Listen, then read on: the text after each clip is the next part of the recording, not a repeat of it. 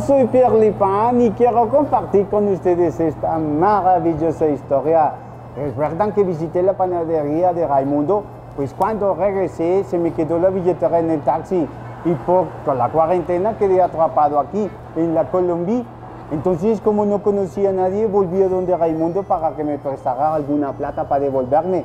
Y don Raimundo me dijo, ¿qué pasó, Franchote? Se quedó sin billete. Ah, calmado mío, venda esa maleta que con eso usted puede ir muerto de la risa. Un poco preocupado dije, la risa es muy peligrosa en Colombia.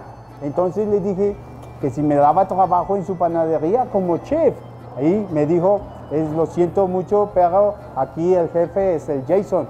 Como así que dije, Jason, ¿quién es Jason? ¿Estudió en París?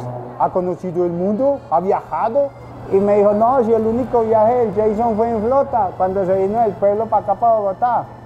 Entonces un poco asustado, no sabía yo qué hacer. Y él muy generoso me ofreció quedarme en su casa. Obviamente le dije, me da mucha pena con usted quedarme en la alcoba principal. Me dijo, no, aquí todas las habitaciones son iguales, pero fresco, papito, que a su merced yo le armo cambucha en la cocina. Al día siguiente, a las 4 de la mañana, me levantaron con tremendo dolor de espalda para venir a abrir la panadería. Cuando llegué, me dieron una escoba. Y yo pregunté, ¿pero cómo así? Si no ha llegado la mademoiselle que limpia. Cuando creía que me iban a enseñar a hacer el mejor pan del mundo, me pusieron a limpiar mesones y a trapear.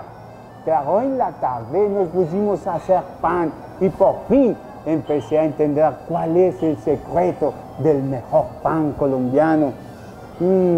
Entonces con Jason aprendí a hacer cosas con diferentes ingredientes como bocadillo, le arequipe, le queso costeño y otras cosas e ingredientes exóticos de acá de la Colombia.